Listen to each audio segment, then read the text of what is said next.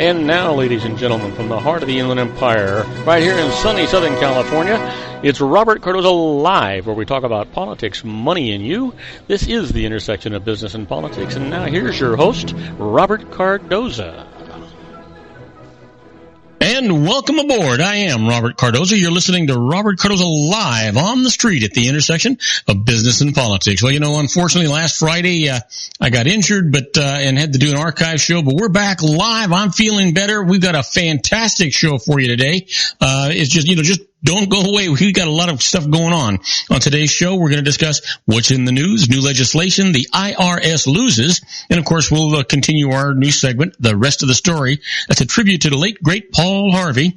And, today's story by Paul is going to be the last case of Henri Latour. I'll tell you all about that. You're gonna find it really, really interesting and shocking, I suppose. A little shocking in any event.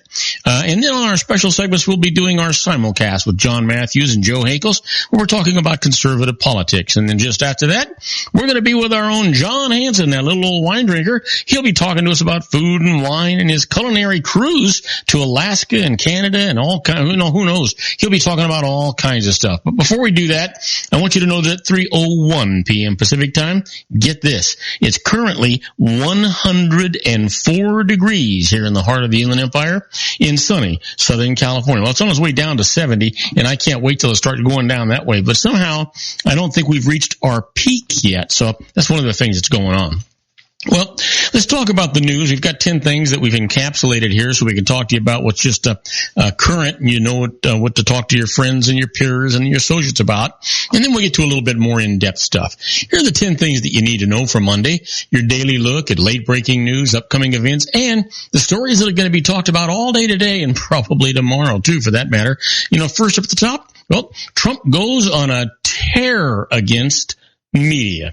The GOP nominee blames the disgusting press for distractions at a time when Republicans have urged him again to focus on Hillary Clinton. And who could sway swing states in the White House race? Well, residents of Puerto Rico can't vote in presidential elections, but many are fleeing to the United States mainland, potentially shifting demographic norms in pivotal Pennsylvania, Florida, and Ohio.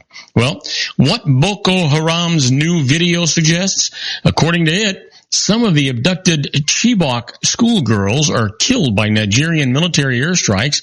It's not clear how many kidnapped videos have died among the 218 who remain missing. And black man is shot by police in Milwaukee, had a gun in his hand. Wisconsin's governor, meanwhile, puts the National Guard on standby in case of more violence on the city's mostly black north side. And where rising floodwater leaves thousands homeless. Excuse me.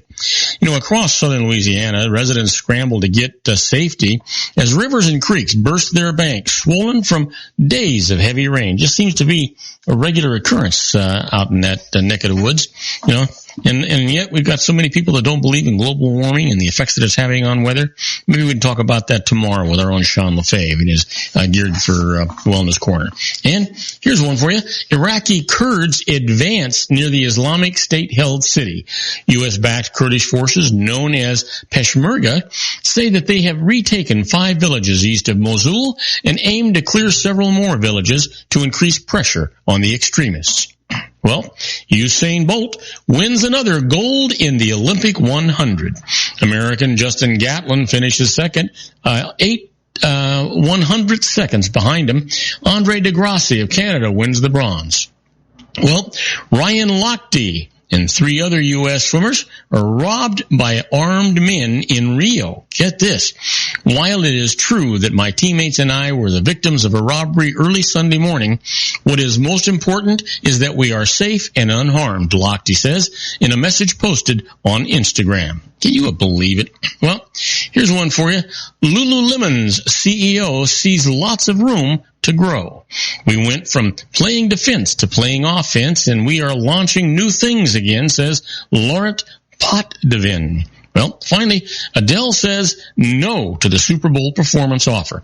I mean, come on. That show is not about music, and I don't really Well, I can't dance to anything like that, the British singer tells an audience at her Los Angeles concert.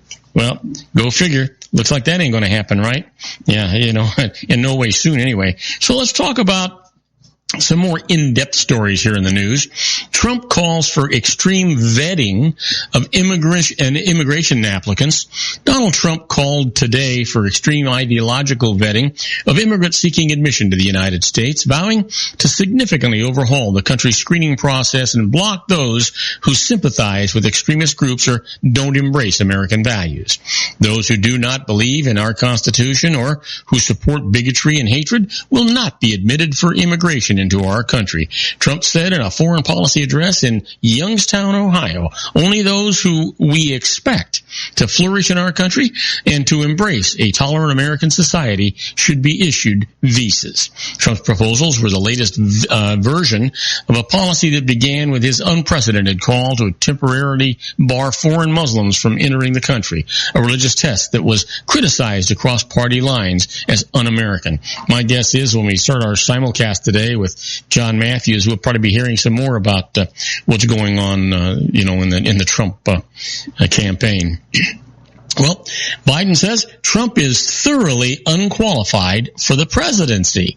Well, I would expect him to say that. I'm beginning to think that myself, as a matter of fact.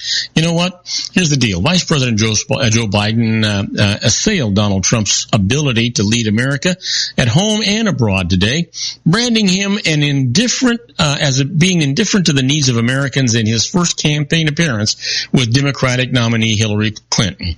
Biden, who decided not to make a third presidential bid last year, said in his native city of Scranton that Trump was thoroughly unqualified to be president, calling him a dangerous voice on national security and foreign policy. On the economy, he said, Trump's reveling in his TV reality show tag, "You're Fired," showed his true colors.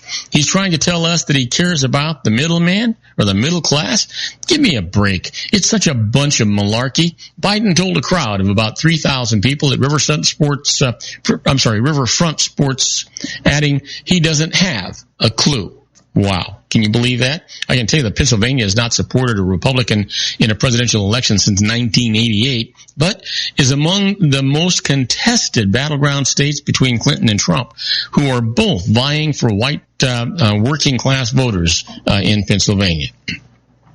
And it just keeps going and going and going. Well, here's one for you, and this is one I want to talk to our good buddy Sean LaFave about too. We have a divided America when it comes to temperatures and the temperature rising in U.S. splits. And you know what?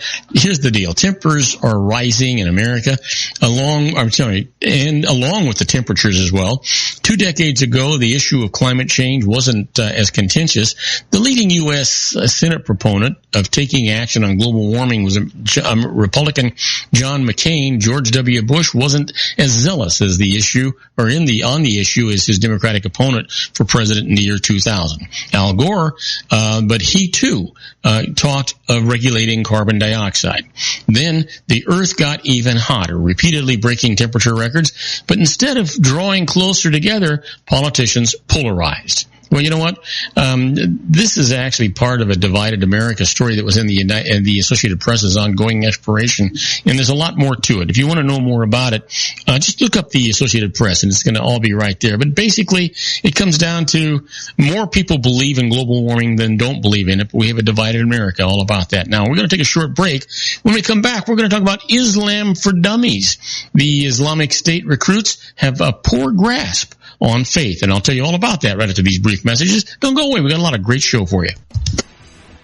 If you want to increase your client base and sales, then consider this, the Relationship Building Network at RBN. Given the current economic conditions and challenges, we all need to work smarter, make smarter decisions, invest our hard-earned dollars where it'll yield the best return for our investment. Many business professionals claim that the most effective networking group in Orange County is RBN. No other networking group or organization can offer what RBN offers. Make every year your best year. Join RBN and start reaping the benefits today. Nearly 3,000 businesses have joined RBN and experienced those benefits. Why join RBN? It's one group. It's one membership. It's no renewals. It's all through Orange County. RBN is a freestyle networking group. No mandatory attendance, no restrictions, no rules, and no penalties. Call them at 949-830-5776 or go to their website at rbninfo.com. That's 949-830-5776. If you've ever dreamed of having your own business to make your life secure, you know Water's Edge Wineries might be just the ticket. In 2004, their founder, Ken Lineberger, created the first winery franchise in California. It was a new concept with all of the functionality of a traditional winery, but without the vineyards.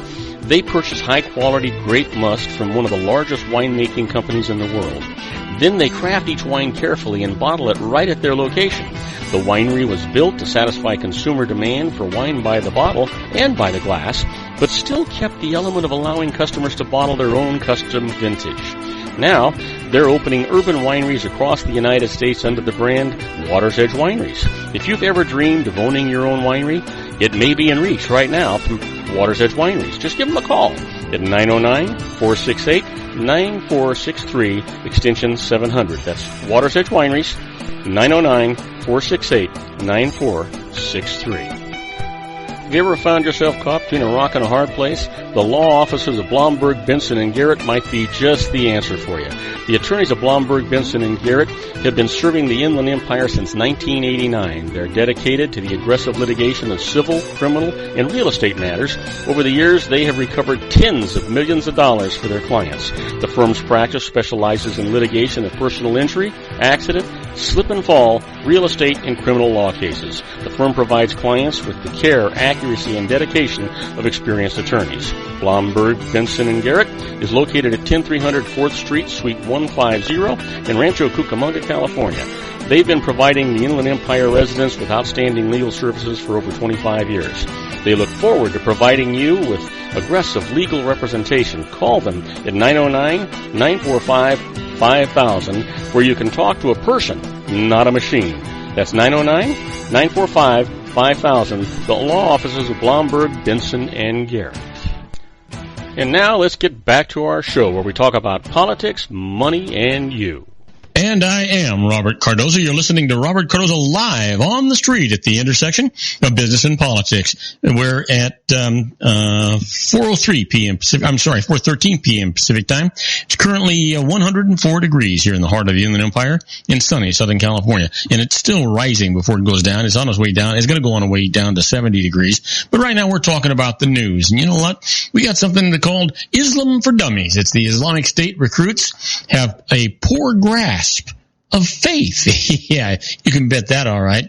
You know what? The jihadi employment form asked the recruits on a scale of 1 to 3 to rate their knowledge of Islam. And the Islamic State applicants herded into a hangar somewhere at Syria-Turkey border turned out to be overwhelmingly ignorant. The extremist group could hardly have hoped for better. At the height of Islamic State's drive for foot soldiers in 2013 and 2014, typical recruits included the group of Frenchmen who went bar hopping with their recruiter back home. The recent European convert who now hesitantly describes himself as gay, and 2 Britons who ordered the Quran for Dummies and Islam for Dummies from Amazon to prepare for jihad abroad. Their intake process complete, they were grouped in safe houses as a stream of Islamic State imams came in to indoctrinate them, according to court testimony and interviews by the Associated Press. Well, he says, I realized that I was in the wrong place when they began to ask me questions on these forms like, when you die, who should we call? Said the 32-year-old European recruit, speaking to the Associated Press on condition of anonymity for fear of reprisals. He said that he thought he was joining a group to fight President Bashar Assad and help Syrians, not the Islamic State. Well, the European, whose boyish demeanor makes him appear far younger than his age, went to Syria in 2014. He said new recruits were shown Islamic State propaganda videos on Islam and the visiting imams repeatedly praised martyrdom. Far from home, unschooled in religion, having severed family ties and turned over electronic devices, most were in little position to judge. An Associated Press analysis of thousands of leaked Islamic State documents reveals most of its recruits from its earliest days came with only the most basic knowledge of Islam. A little more than 3,000 of these documents included the recruits' knowledge of Sharia, the system that interprets into law verses from the Quran, and Hadith, the sayings and actions of the Prophet Muhammad. You know what? Go figure. These guys are idiots anyway. All of them are. Yeah, all of them are. That's the way I feel about it. Well, how about this? Rampaging South Sudan troops raped foreigners and killed locals. The soldier pointed his AK-47 at the female aid worker and gave her a choice. Either you have sex with me, or we make every man here rape you and then we shoot you in the head, she remembers him saying. She didn't really have a choice. By the end of the evening, she had been raped by 15 South Sudanese soldiers. On July the 11th, South Sudanese troops, fresh from winning a battle in the capital, Juba, over opposition forces, went on a nearly 4-hour rampage through a residential compound popular with foreigners in one of the worst targeted attacks on aid workers in South Sudan's 3-year civil war.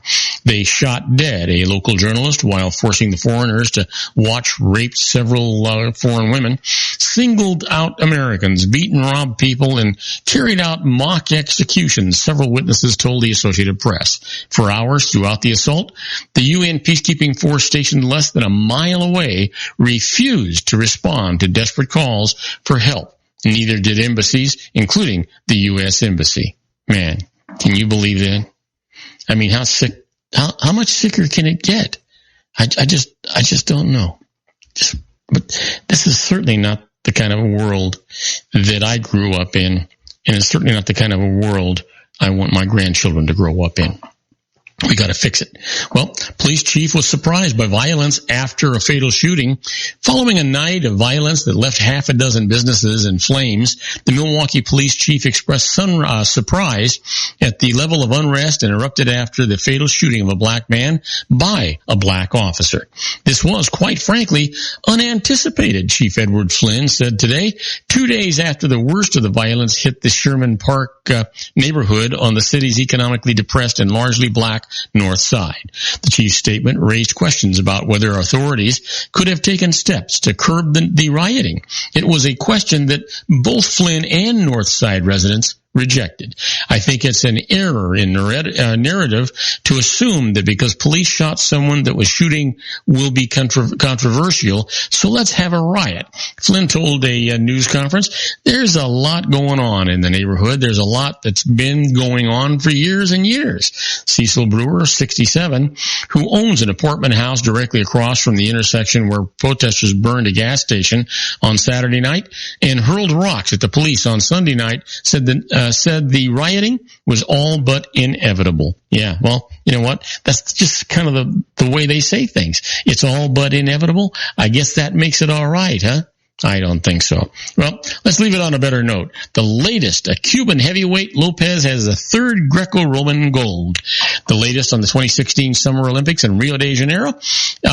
Cuban heavyweight Mijan Lopez once again busted Turkish rival Riza, I guess it's Kalop, this time with a performance that put him in the company of legendary wrestler Alexander Karelin. Lopez throttled Kalop 6-0 on Monday at the Rio Games to capture his third Greco-Roman Olympic gold medal. Lopez joined Karelin of Russia and Sweden's Karl Westergren as the only wrestlers with the 3 Olympic titles in the classic discipline. Well, folks, don't go away, because when we come back, we're going to do the IRS Loses. In the first case up, well, a farmer's profit motive makes his losses deductible. Well, it sounds normal, right? But when you hear the story, you'll be surprised. We'll be right back after these brief messages. Do not go away. Isn't it time to shine the spotlight on your expertise? The Interview, starring you. Here's your chance to capture 5 minutes of fame with The Interview. This isn't just any interview. This is your opportunity to showcase your expertise and position yourself as a trusted expert in a one-on-one video interview hosted by Robert Cardoza, host of the nationally syndicated show Robert Cardoza Live and powered by AHA Studios. What is it? A professionally recorded video for your use. Robert Cardoza interviews you on the set where he records his show. Professional interview showcases your expertise and value, shot in a state-of-the-art studio. And what's in it for you? Gain credibility as an expert, earn the trust of your target market, educate in a way that intrigues your audience, gain a powerful marketing tool that offers dozens of uses, website, video sharing sites, social media, email, DVDs, direct mail, lobby video, resumes, profile building, all that kind of stuff. Association with the nationally syndicated celebrity. That's right. And let's talk about AHA Studios. AHA is a strategic marketing firm that leverages the powerful in visual persuasion to help your business create powerful messages that connect with your target market. AHA ventures way beyond strategy, delivering the marketing collateral you need to start driving a new business through your doors. AHA has a full-service, in-house, state-of-the-art production studio to bring your messages to life using video. Discover how to make The Interview work for you. Call 949-831-2222. That's 949-831-2222. AHA Image Studios, Incorporated. Dr. Stephen Tidwell, Gentle Family Dentistry and a caring, personalized environment. Here at Dr. Tidwell's office, we are dedicated to helping you keep your teeth healthy. We are a state-of-the-art dental practice that still believes in traditional values, such as excellent customer service and individual attention. We have a special welcoming offer for you for just $39, a complete exam, personal consultation, professional cleaning, and all necessary x-rays. That's a $266 value for $39. Dr. Tidwell has 2 convenient locations and experienced staff to provide you with professional care and personal attention that you deserve. Call today. Don't delay. A great smile another day. Call 909-944-7308. That's 909-944-7308 for Rancho Cucamonga or San Bernardino. Joel Saltzman is Dr. Wireless. He has turned his considerable expertise into consumer credit risk and wireless security into a highly specialized independent web-based consulting enterprise targeting consumer credit risk analysis and wireless transactional security and monitoring. He works as a wireless analyst, veteran independent agent, and consumer liaison for most wireless telecom carriers and equipment manufacturers. For more than 20 years, corporate and private clients and media audiences have counted on his unvarnished advice while weighing the technology, performance, and cost differences between Sprint, Nextel, AT&T, Verizon, and T-Mobile.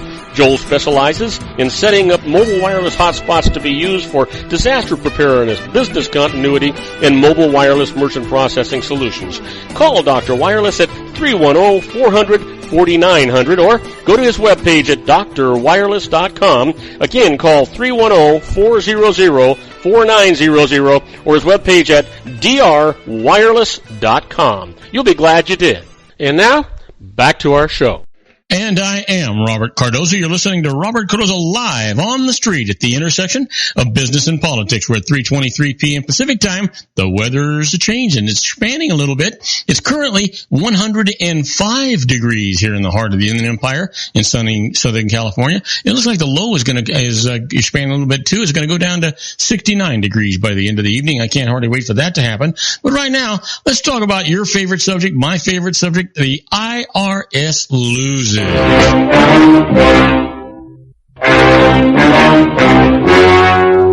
story you are about to see is true. The names have been changed to protect the innocent.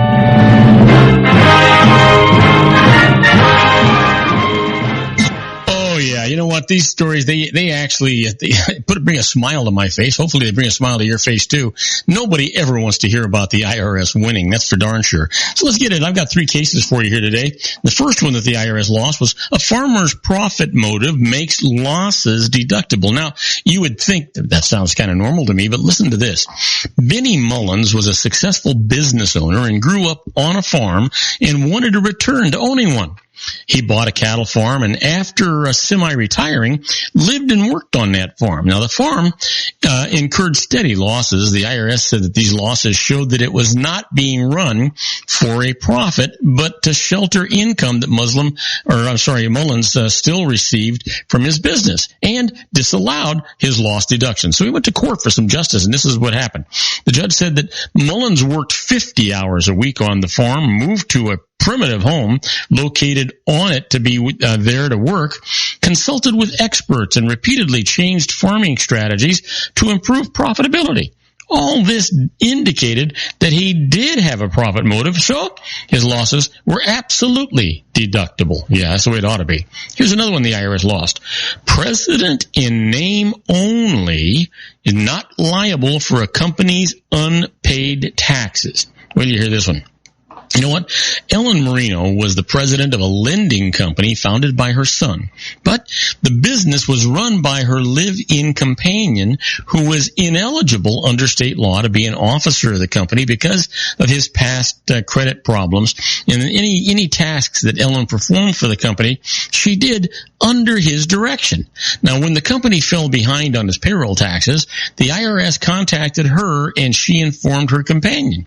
Eventually, the IRS assessed $76,000 in personal liability against her for the unpaid taxes. So she went to court for some justice. This is what the judge said. Marino had no real authority over the company's finances, so she was not responsible nor liable for those taxes, which is the way it ought to be, right? Let me give you one more. This has got to be pleasing you, right? Yeah. Let me give you one more. The IRS loses. They cannot seize winnings that one player wins for another player. Sounds normal to me. Listen to this. Robert Whitlatch devised a system for winning video lottery jackpots, and it required playing the same machine for many, many hours. So he hired Paul Kovach to play a machine for him and gave Kovach all of the funds that were to be wagered.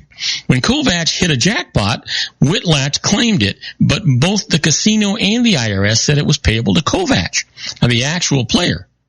Now, the IRS then tried to take the entire jackpot to settle Kovach's back tax debts.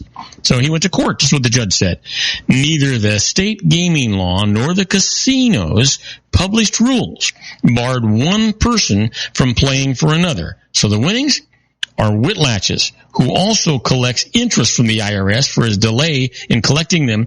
And guess what else? He also gets the legal fees that were incurred in the collection of this thing. That's the way it ought to be. Shame on the IRS trying to get away with this stuff. Well, you've heard me talk many times about being a fly on the wall when the IRS is doing things. Well, that's where we're at right now with this segment of the show that we call Inside the IRS. It is a little bit like the Twilight Zone.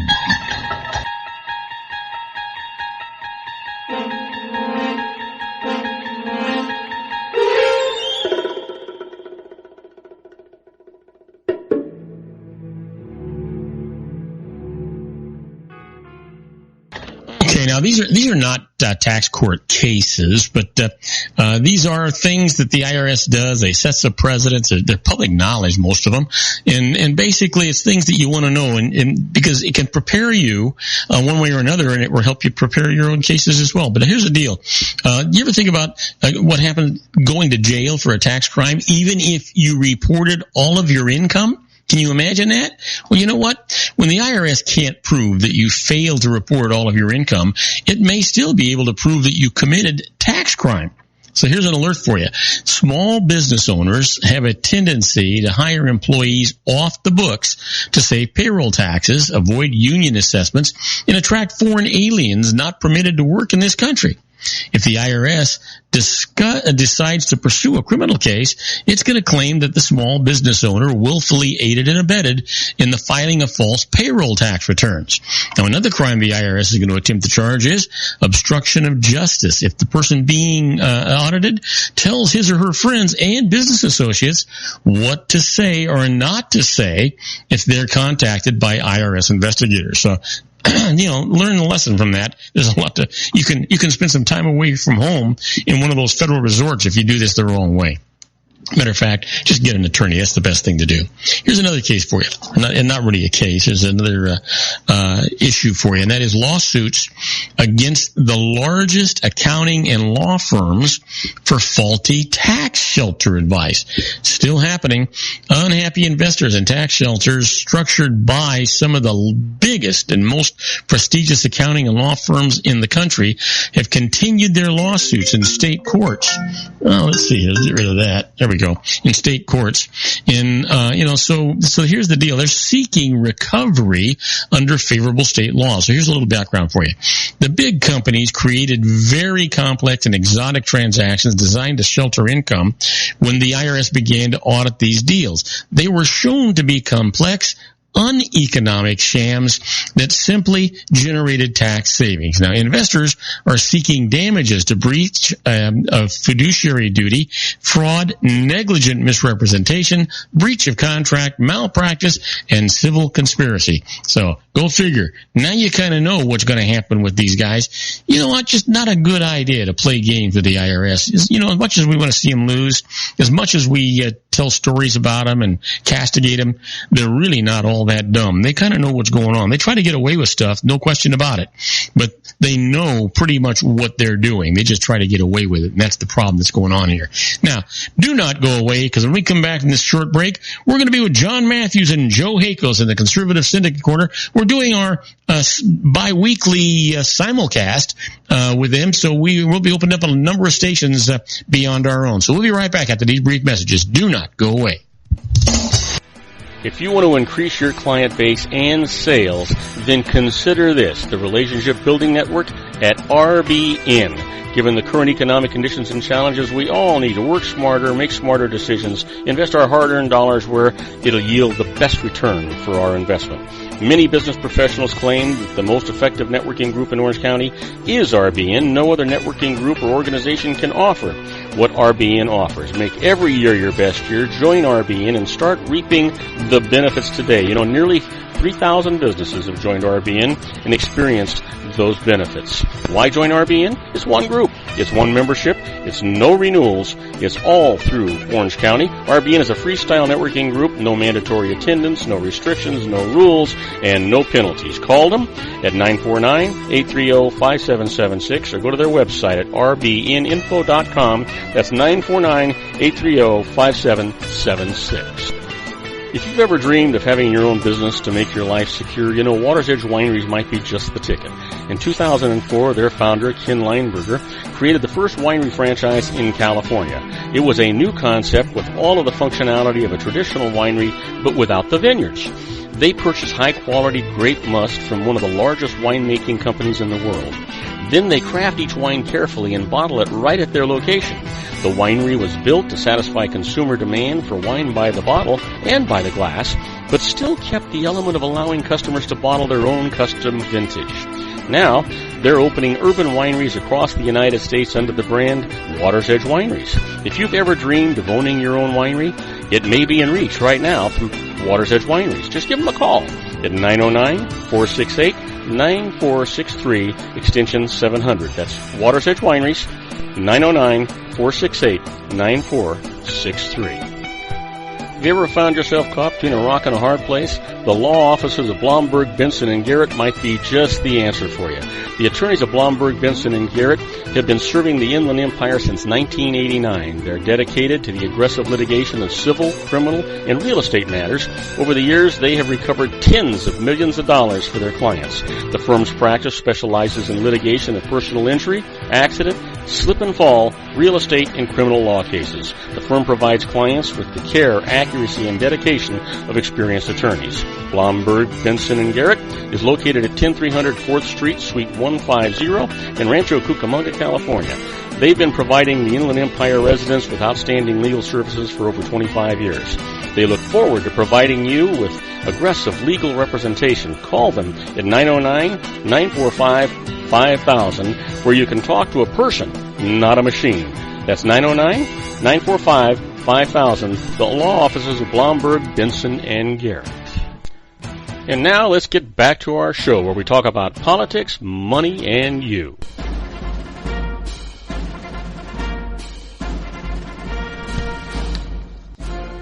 And now, ladies and gentlemen, coming to you from the basement of his strategic planning room located at his political hideaway in Los Angeles County, the dedicated man who stands and serves the political conscience of our nation, Mr. Jon Matthews. And I am Robert Cardoza. You're listening to Robert Cardoza live on the street at the intersection of business and politics. We're getting ready for Jon Matthews. I want you to know that at 3:35 p.m. Pacific time, currently 105 degrees here in the heart of the Inland Empire, sunny Southern California. On its way down to 69 degrees. If you're listening to us on our syndicated network, we're in New York City. It's 89 degrees and clear. And in Chicago, Illinois, 76 degrees, and there's some light rain going on right there. You know what? John and Joe Hakos will be with us shortly, and basically I don't really know what we're going to talk about today. There's a lot of things we can. It's generally all about conservative politics, and I'm sure that John will be calling us any minute here. We'll see what actually transpires. There he is right now, and we're on the air with Jon Matthews and Joe Hakos. Hey guys. Hey, how you doing there, Robert? Hey, you know what? Much better than I was on Friday. I'll tell you that. You know, I'm an old man. Sometimes I forget that, and I do things I'm not supposed to do. Okay. Is it what, are you having a senior moment there? Yeah, you know what? I sprained my lower back, and I was scared to death. I didn't know if it was my hip, if I pinched a nerve, or I sprained my back. Went to the doctor, and the doctor says, well, you can do anything that you can tolerate and put up with. And I said, what do you think I'm here for? I obviously can't tolerate it and put up with it. You know, why would I come to you if I was feeling good? So did he give you a note so that you don't have to vote? No. You know, I wish he would, for God's sakes. Jesus. I mean, who wants to tolerate that these days? You know what? That's worse pain than the muscle pain that I have. Yeah. You know, we're talking about something here, Bob. I want to get your opinion on this. Okay. We're really kind of digging into the fact that, you know, the media has gone into, propaganda overdrive here. Everything is about Trump, and very little is actually, you know, outside of the obligatory announcement of Hillary Clinton's latest scandal, and then 24 hours later it falls off the map while we talk about Donald Trump's latest gaffe or whatever, something he says. And we've recognized the fact that the media and both establishments on both sides of the political asylum are now in collusion with each other, and we're examining this concept, or this idea that the media here is no longer, just like everybody else on the left, they're no longer hiding what their intent is. That there is an actual strategy here to go after Donald Trump and destroy him. Not that Hillary Clinton's any better. It's just to preserve the status quo. And I just wanted to get your take here. Are you noticing how the media bandwagon on, I mean, pretty much across the spectrum? Oh yeah, no question about it, John. You know, I mean, Trump is his own worst enemy, and then he went out there and decided to attack the press, and the press is saying, ha ha ha, you think you're to attack us? They've got an all-out declared war against this man. You know, he can't breathe properly and not be castigated by the press right now. Now, you know what? It does seem like, and you and I've talked about it many times, that you know, the people don't get to decide anymore. It's really the press, it's the media that's deciding who's going to be popular, who's not going to be popular. I mean, how else could we possibly have two unpopular people running for the highest, most powerful office in the world, and nobody likes them, and it's the press that's going to really decide who's going to get into the White House? Well, I think part of the answer to that is the idea that because of the media, because of the fact that they major in the minors, you know, I'm still hearing stories about Mitt Romney having his dog strapped to the hood of his car. Poor fella. He probably struggled for about a mile and just couldn't keep up any longer. You know, I don't know about you guys, but I'm getting tired. I'm getting tired. The minute I hear that they're going to be talking about Donald Trump again, I just try to find some variety show to watch. I'm getting just tired of hearing the same thing 24/7, no matter what station we're on. You know what? I'm just sick of it. Yeah, I go for the poultry farm channel where, you know, they go out and slaughter a bunch of chickens. Well, where did you find that? That's even more exciting. And, you know, if you're going to have a bloodbath, you might as well have it where you can have poultry. But see, Bob, you just hit the nail on the head, because this is the desired objective of the media. Yeah, absolutely. Is to get everybody just so sick and tired of listening to it, and just say, you know what the hell, I don't need to go vote anyway. Yeah. You know, it's just a couple of clowns here. Well, that's that story that I had the headline read. Clinton surges past 270 electoral votes in the NBC News battleground. You know, I was watching one, Joe, the other day. She had 300 and some odd electoral votes. I'm thinking, well, excuse me, did the election go by and I didn't see it, or what? Yeah, absolutely, Bob. Yeah, I mean, what are we even talking about it anymore? It's already been decided. We were noting here before the break here that coming out of the RNC convention, Donald Trump had he picked up like 6 points. That was 6 points, 8 points in some of the polls, and so he had a 6 to 8 point spread over Hillary Clinton. The day after, the 2 days, a day, 48 hours after the DNC convention, Hillary Clinton is up by 10 points. So that's an 18-point swing in 48 hours. Yeah. And I'm sitting there going, how can that even be possible when you're talking about a woman who, if the polls were even correct, has less than 50% of the electorate saying that she's good, and nobody likes her anyway. Yeah. You know what? It's just ridiculous. The whole thing is just absolutely ridiculous. Yesterday, I'm hearing, Donald Trump is saying he's going to win New York. That's his state, right? And then yesterday, the NBC poll announces that Hillary Clinton is 30 points ahead of him in New York. Who the hell is taking these polls, for God's sakes? And who are they asking? I don't know. My phone's not ringing. Is yours? And then, see, that brings up another point. I'm glad you mentioned that, and you're doing a very good job of leading me today. Good. I'm looking at an article here. I'm going to look at and I'll have a few moments here to share it with you, and then I'll get your response on it. Let me scroll down my notes here, because this is the thing that I think everybody is missing. One thing I believe, just with all my heart right now, is that nobody in the media, nobody out there that has a voice in this thing at all even has a clue as to how this thing is going to turn out. And I'll tell you why. I'm looking here at an Associated Press article that was printed on Saturday, August 13th. And it says the number of registered voters in Florida keeps growing. Now, we're just talking about one state here. Mm-hmm. It says the Florida Division of Elections on Friday released information on the number of voters eligible to vote in the August 30th primary election. This is Florida's primary election, right? Mm-hmm. Yes, that's correct. That the primary for congressional races, right, Senate races, that kind of thing. Okay, now listen to this. The GOP is crying about the fact that they may lose the majority in the Senate, and the House is going to lose some seats, and so that's why everybody's just kind of turned their back on Trump. That's the argument that's being presented. It says here the total number of eligible voters in Florida has risen to 12.4 million. That's an increase of more than 310,000 voters since the March presidential primary. There were about 11.93 million voters eligible during the 2012 presidential election. The new numbers show that there are now 4.43 million registered Republicans, nearly 4.7 million Democrats, and more than 2.9 million voters who have no party affiliation. There were about 4.24 million GOP voters and 4.78 million Democratic voters during the 2012 election. The number of those voters registered with no party affiliation has also risen in 4 years by more than 341,000. Now, when you break these numbers down, this is what it shows.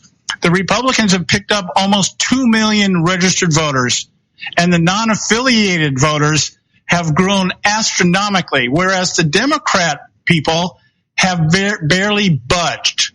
There's been very little increase in the number of Democrat voters in Florida compared to the number of Republicans that have registered. So where's the logic of the analysis? Huh? Where is the logic in the analysis that they're worried in Florida about losing seats?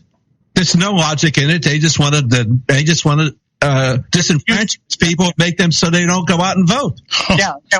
Well, you know what else, Joe? You know what it is? They're gonna convince people about who is actually gonna win a seat or who's not gonna do it. And those poor people out there that just want to vote for a winner, they don't care if they're good or bad. They just want to vote for a winner, and they're gonna vote for who the media says the winner is gonna be. That's funny that you said that, because I was listening to something today and they were talking about, I don't need to use God in any decision I made, especially when it comes to voting. National show. As Bill Clinton said, I never let my Christianity get in the way of my job. Yeah. Well, I think that Trump is a closet Franciscan. Well, here's my point.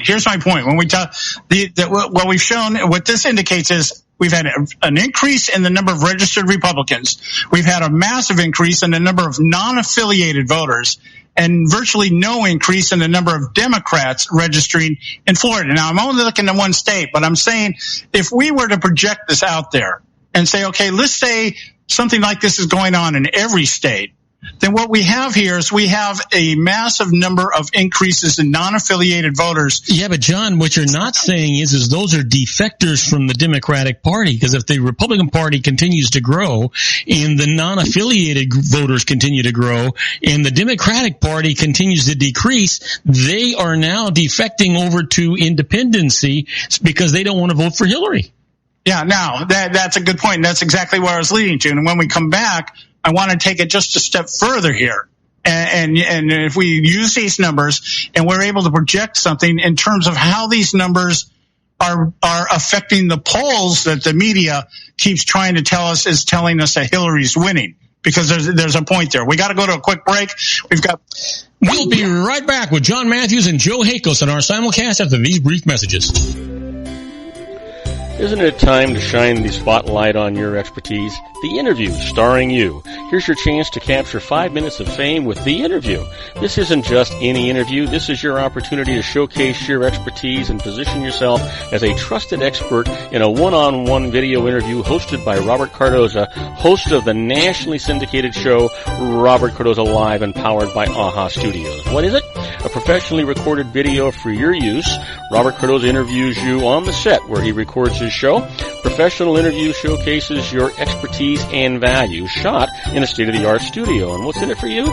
Gain credibility as an expert, earn the trust of your target market, educate in a way that intrigues your audience, gain a powerful marketing tool that offers dozens of uses, website, video sharing sites, social media, email, DVDs, direct mail, lobby video, resumes, profile building, all that kind of stuff. Association with the nationally syndicated celebrity. That's right. And let's talk about AHA Studios. AHA is a strategic marketing firm that leverages the powerful and visual persuasion to help your business create powerful messages that connect with your target market. AHA ventures way beyond strategy, delivering the marketing collateral you need to start driving a new business through your doors. AHA has a full-service, in-house, state-of-the-art production studio to bring your messages to life using video. Discover how to make The Interview work for you. Call 949-831-2222. That's 949-831-2222. AHA Image Studios, Incorporated. And I am Robert Cardoza. You're listening to Robert Cardoza Live on the street at the intersection of business and politics. Well, we're waiting for Jon Matthews and Joe Hakos to return for our simulcast. I want you to know that at 3:48 p.m. Pacific time, it's still 105 degrees here in the heart of the Inland Empire in sunny Southern California. And if you're on our globally syndicated network and you're in Paris, France, it's 70 degrees and clear. In Rome, Italy, it's 68 degrees and clear. Now, John and Joe will be calling in any minute now, and then we'll see what they've actually got to say to us. You know what? We got a nice conversation going on. I was talking about really how the media is manipulating you and me and everybody else around us before we can get anything done here. It's interesting to listen to perspectives. You know, unfortunately, we are being manipulated, and I'm not sure what the answer is. So here's John and Joe with us again right now. Questions here. You there, Bob? Yes, I am.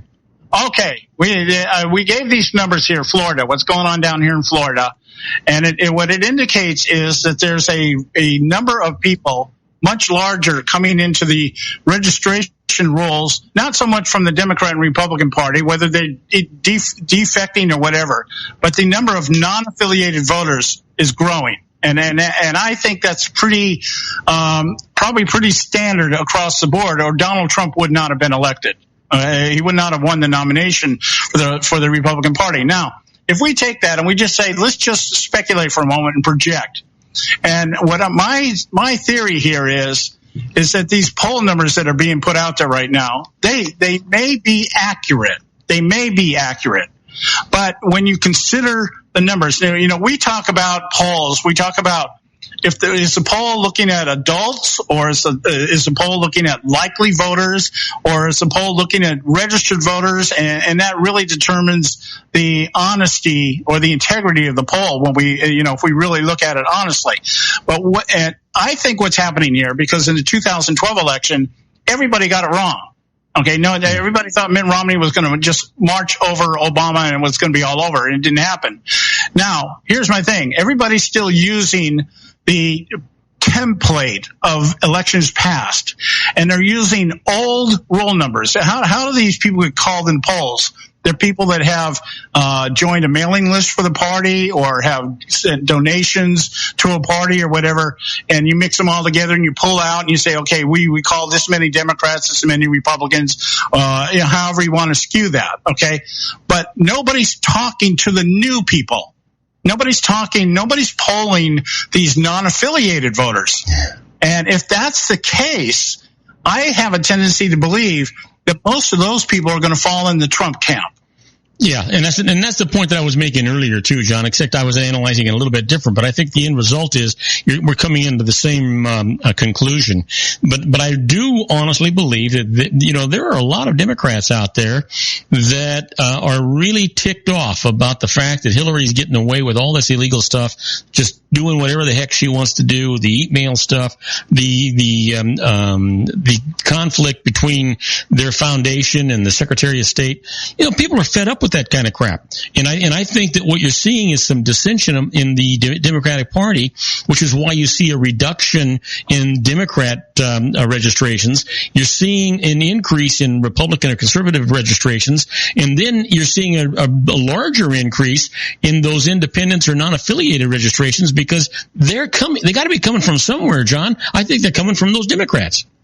Yeah, I think they're coming from a lot of the disenfranchised voters, people that have not voted in the past or haven't voted in a long time.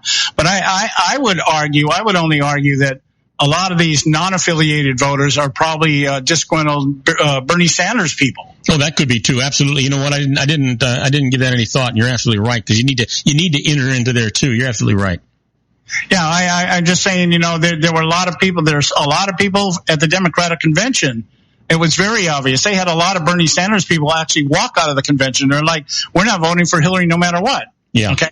Now, the wrench in the works, or the Trump card, if I can use that phrase, the Trump card is going to be the effect that Gary Johnson has on the electorate. I mean, they're talking about him. He's going to be included in these debates now. He hasn't got the 15% yet, has he? Yeah. I thought he was like at 10%. Yeah, it hasn't gotten there yet. No, but I think that maybe in the end, there may be some move. Because think of it this way. The Democrats would love to have Gary Johnson on the debate stage. Not because it would hurt Hillary, it's because they think it would pull more people out of the Trump camp rather than more people out of the Clinton camp. So it would be to their advantage to have somebody like Gary Johnson on the stage. And so that's, we have all these non-affiliated people. Well, we have to decide, are these people going to go with Trump, or are they going to pull somebody like Gary Johnson or maybe Jill Stein, somebody like that, and just do the reduction, because the election is going to be close one way or the other. But then I think as Joe had pointed out last week on our show, Bob Costas made a comment that I thought was just probably the most accurate out of everything I've heard so far, and that is, if these people that voted for Trump in the primary, if they all show up in mass, Hillary's got a real problem. And so what we see now is the media trying to discourage everybody from showing up and voting. because that's why we have Hillary Clinton already got 270 electoral votes. We haven't got a single ballot yet.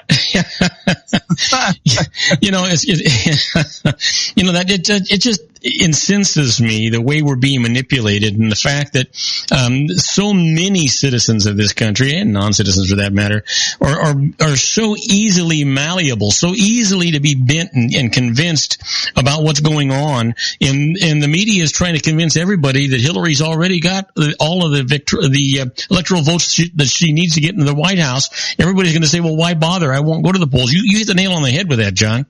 Yeah. Well, the Gruber theorem is what the Democrats are working on. Yeah. It's the stupidity of the American voter. And when you talk about manipulation, you have to be a willful participant to be manipulated. If your gut check tells you, I think God gave us all a gut check.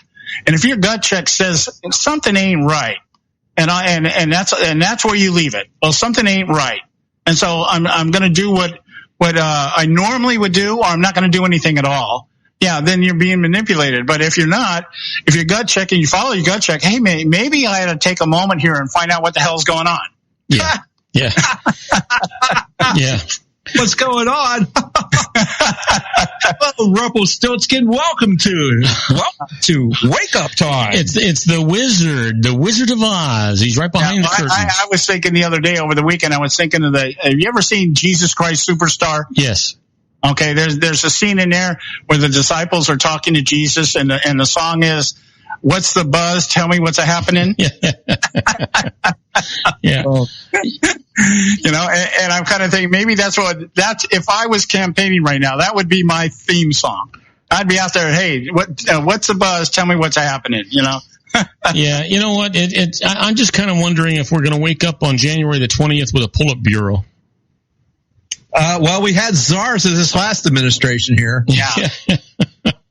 Well, we'll see. Anyway, Bob, we're out of time here. I want to give you a moment to plug your show. All right. Listen, I'm on the air every Monday through Friday from 3 p.m. to 5 p.m. Pacific time. Get my app. It's the easiest way to listen to my show. It's absolutely free. Go to your app store, search Robert Cardoza Live, download it. It's absolutely free. You can listen to my show just after John's show, and not be interfered. And if you're one of my listeners, you know what? Just go to John's website and listen to him after my show. You want to hear me live. In any event, you guys, it's always wonderful to talk to you. Look forward to talking to you on Friday. All right. You have a good week, and take care of your back. All right. Thank you very much. All right, folks. Listen, we're going to take a short break. When we come back, we're going to be with that little old wine drinker, Jon Hansen, and we're going to be talking about food. We're going to be talking about wine. We're going to be talking about his, he just returned from an Alaskan cruise. He was in Canada and Alaska, and we're going to talk about the food and the stuff that he did on that. It's going to be absolutely wonderful. So don't go away. We'll be right back after these brief messages.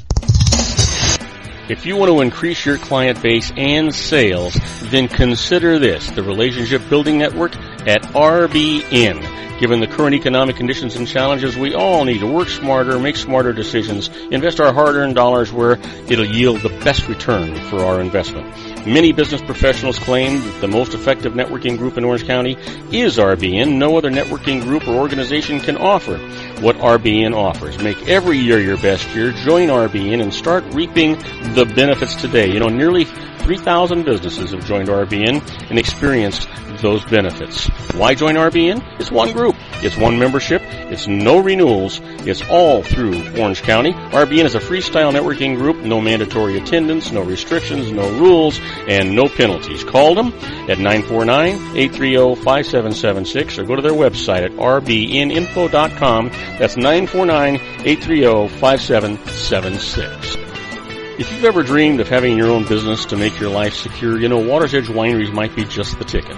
In 2004, their founder, Ken Leinberger, created the first winery franchise in California. It was a new concept with all of the functionality of a traditional winery, but without the vineyards. They purchased high-quality grape must from one of the largest winemaking companies in the world.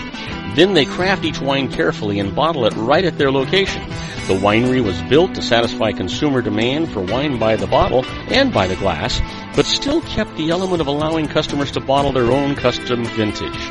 Now, they're opening urban wineries across the United States under the brand Water's Edge Wineries. If you've ever dreamed of owning your own winery, it may be in reach right now through Water's Edge Wineries. Just give them a call at 909-468-9463, extension 700. That's Water's Edge Wineries, 909-468-9463.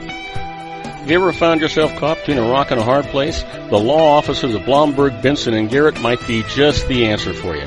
The attorneys of Blomberg, Benson, and Garrett have been serving the Inland Empire since 1989. They're dedicated to the aggressive litigation of civil, criminal, and real estate matters. Over the years, they have recovered tens of millions of dollars for their clients. The firm's practice specializes in litigation of personal injury, accident, slip and fall, real estate, and criminal law cases. The firm provides clients with the care, accuracy, and dedication of experienced attorneys. Blomberg, Benson, and Garrett is located at 10300 4th Street, Suite 150 in Rancho Cucamonga, California. They've been providing the Inland Empire residents with outstanding legal services for over 25 years. They look forward to providing you with aggressive legal representation. Call them at 909-945-5000, where you can talk to a person, not a machine. That's 909-945-5000, the law offices of Blomberg, Benson, and Garrett. And now let's get back to our show where we talk about politics, money, and you. When they ask who's a fool in the corner crying, I say, a little old wine drinker me. And now, from the middle of a vineyard somewhere, a man who's never met a grape he couldn't cuddle up to, our resident advanced sommelier, Jon Hansen. And I am Robert Cardoza. You're listening to Robert Cardoza live on the street at the intersection of business and politics. We're at 4 p.m. Pacific time. It is currently 105 degrees here in the heart of the Inland Empire in sunny Southern California. And if you're in our on our syndicated global network and you're in London, England, it is 61 degrees and it is clear right now.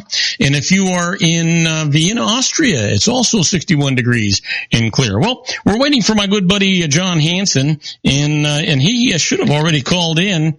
Let's just send him a little bit of a message and see if he's just waiting for me to send him the message.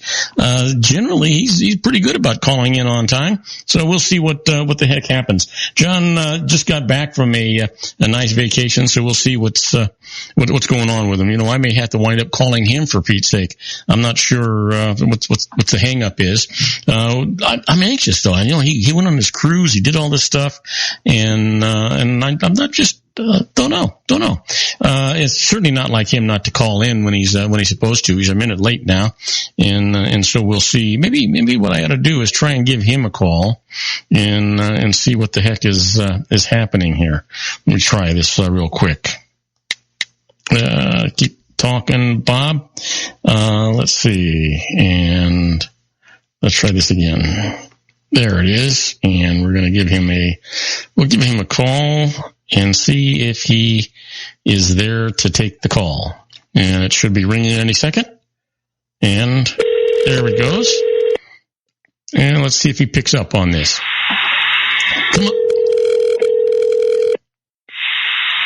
Come on, Jon.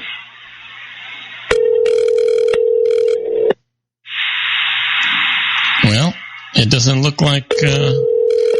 Hello? Hey, Jon, did you forget something? Oh my gosh, yes. Is it 4 already? Yeah, it's actually after 4. And I waited and I talked and I filled in and thought, well, what the heck is going on with my good buddy Jon? He must have gotten a hold of a bad quirk.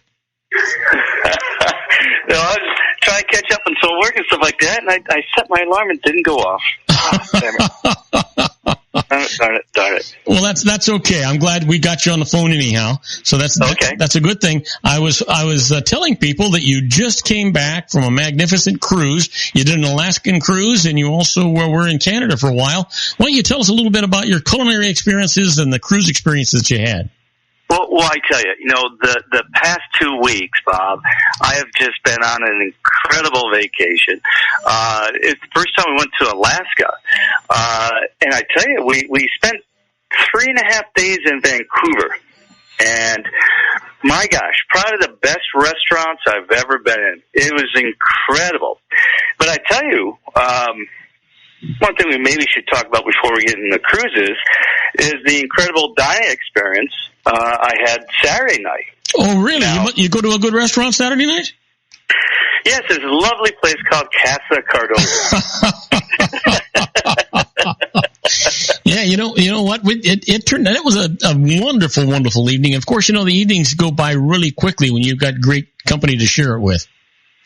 Well, it does, but actually, I want it because you gotta mention that salsa recipe too. But I tell you, it's so hard not to stop actually eating food, and I just kept eating. By the time the entrees got to the table, I was so full, and believe it, we took some of the entrees home, and believe it or not, Bob, I made an incredible dinner last night.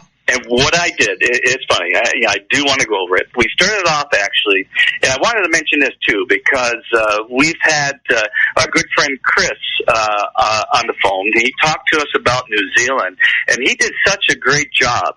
And last night, I opened a bottle of his wine, Oyster Bay, and Sauvignon Blanc. Typical New Zealand Sauvignon Blanc, just screams grapefruit, passion fruit, just an incredible Sauvignon Blanc. We had it with a little goat cheese, there was a little Comté cheese, and a little Dublin cheese. And this is what we just grazed on while I made dinner. And what I did, we had this incredible filet Saturday night, and it was cooked perfectly rare to medium rare. So I don't want to mess with perfection, Bob. So what I did, I just wrapped it in aluminum foil, all right, and I put it on the top shelf of the grill and just turned the grill on just to warm it up.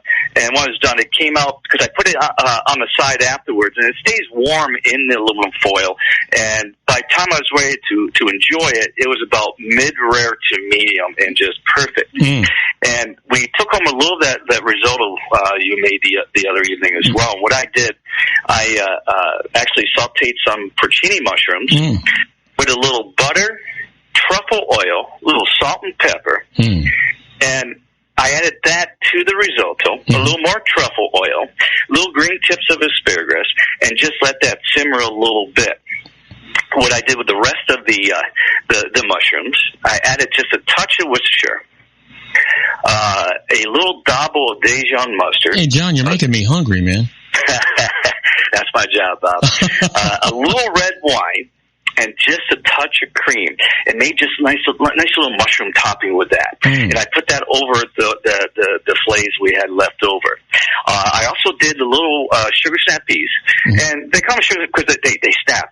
They're crisp and fresh, and you want to cook them too much because then they start getting soft. So just a little butter. I just did a dash of sugar, salt, pepper, and just warmed those up. And I tell you, Rena said it was incredible, and I said, was it as good as Saturday night's dinner? And she didn't respond, so I don't know if it's good as Saturday night's dinner, but she said it was awesome.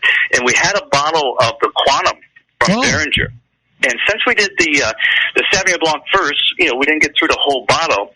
So for dessert, what I did, I took a little almond roca, crushed it, chopped it up a little bit. Oh, you did the whole 9 yards yesterday. Oh, Bob, it was incredible. A little vanilla ice cream, the almond roca, a little walnuts, and then chocolate syrup with just a little dabble of whipped cream.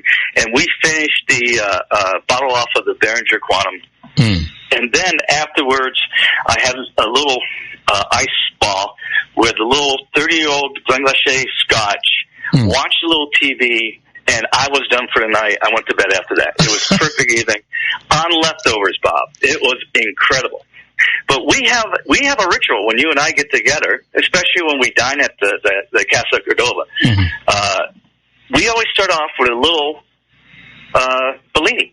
Yes, we do. And of course, we did that Saturday night, but I'm going to let you take the ball, and you got to explain your salsa as well, but kind of go over the evening what we had, because I know it took you quite a bit of time to do this. Yeah, well, you know what? The interesting thing is that I tried to prep most of my stuff and do a lot of the stuff ahead of time, and then I kind of put myself behind the 8 ball because some of the stuff doesn't lend itself to being prepared, hours ahead of time, and so I had to manipulate some things. But what we wound up doing when you and Raina finally showed up, and and I saw what wine we were having for dinner, I thought, well, hell, I'm not going to cook anything. I'm just going to drink this wine.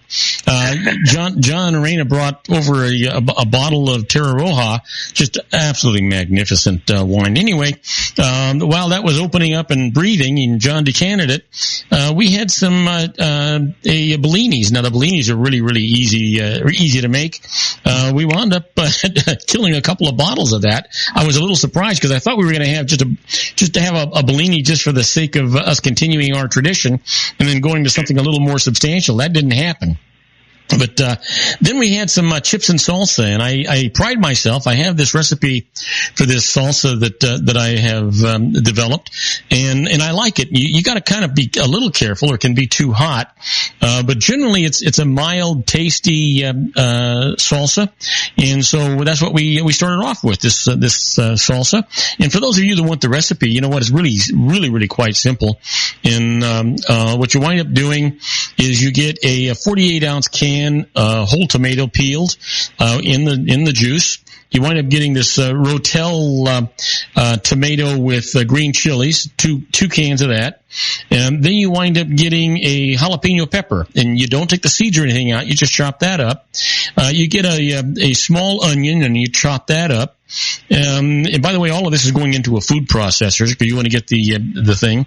I put in a half a teaspoon of sugar, a half a teaspoon of salt. I put in a quarter teaspoon of cumin. I put in about I'm going to say a quarter cup of cilantro, maybe a little bit more than that, maybe a half a cup of cilantro that I put in there.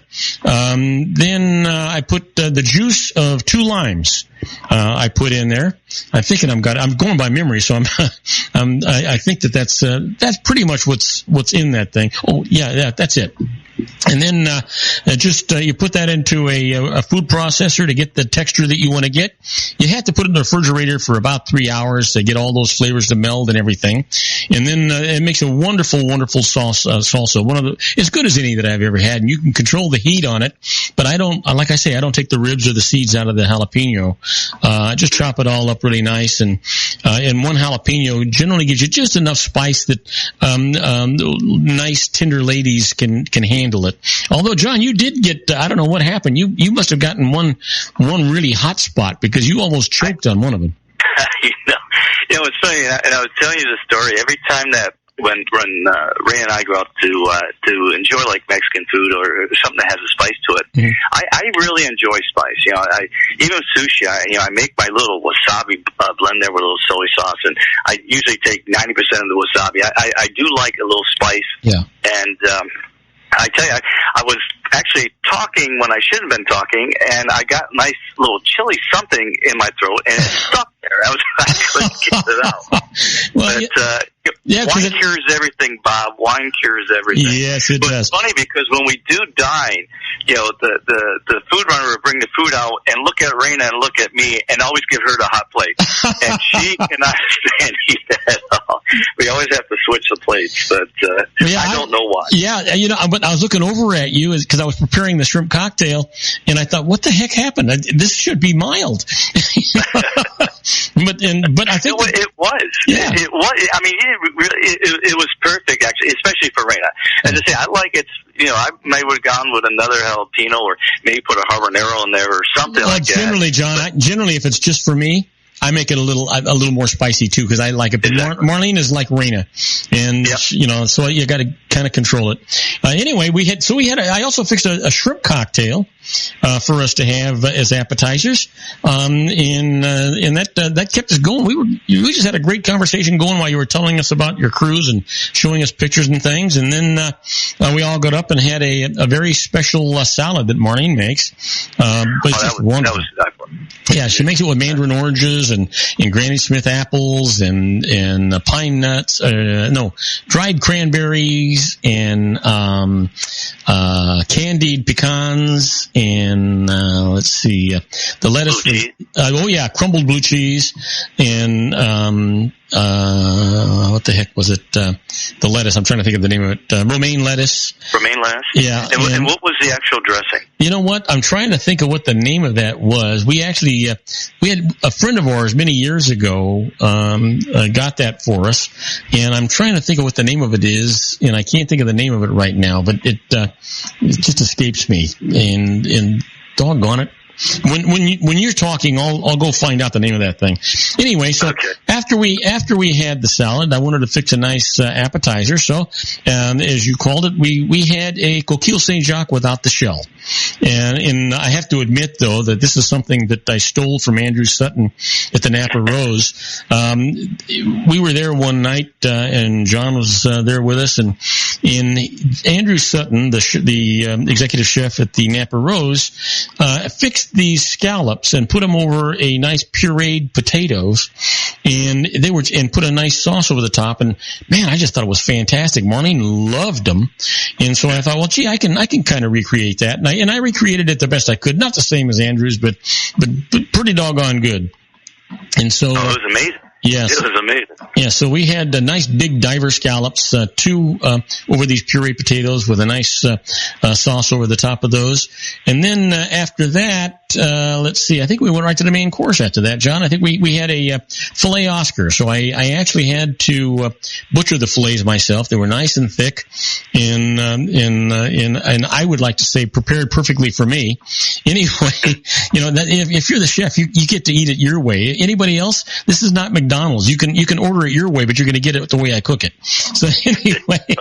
Well, I tell you, if you do have leftovers, that was perfect. As I said, if it was like medium, if you took it home and you cook it, you're going to have well done beef, medium well done, and it's not going to be the same. This, as I said, it was still mid-rare to medium even after reheating it, and it was warm all the way through for me. I mean, it came out perfect with that sauce. It was like where you still had red in the center, but it wasn't cold. It was perfect. It was beautiful. Yeah, you know what? Yeah, and it was like I say, it's a filet Oscar. So what we wound up doing is we seared the fillets and we finished them in the oven, and then wound up putting asparagus spears over the top that I had poached, and then I put on top of that some crab legs on top of that, and then on top of that some béarnaise sauce, and then on the side we served the mushroom risotto.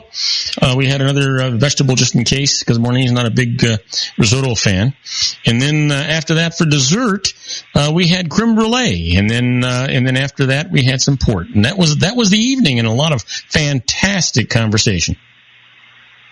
It was amazing, and I couldn't believe how quickly time just flew by.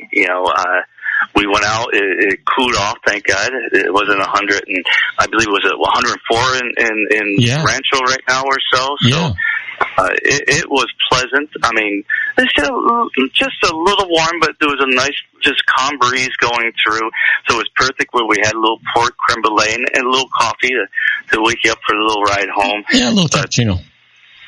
It was a perfect evening. When we got home, as I said, I just turned the little TV on and went to sleep again. I was so satisfied, and I'm glad we did actually sit outside and just converse and relax to digest the meal we had, because it was amazing. I mean, we had, I don't know how many shrimp you prepared, but we ate them all.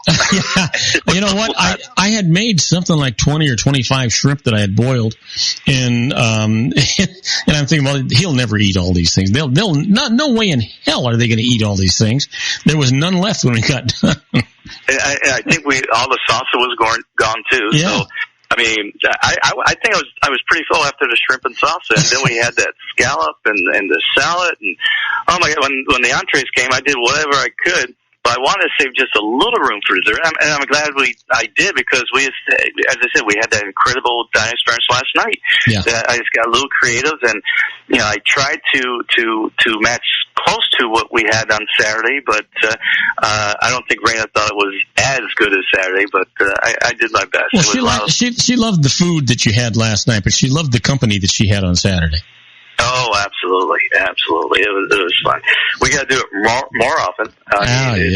Absolutely. Few and far between that the four of us get together and enjoy. So. Yeah. You know, John, we have to take a short break. When we come back, well, you know what? We ought to talk. Let's take a minute and talk about the wine. We had a Sauvignon Blanc with the salad and the appetizers. The Kenwood.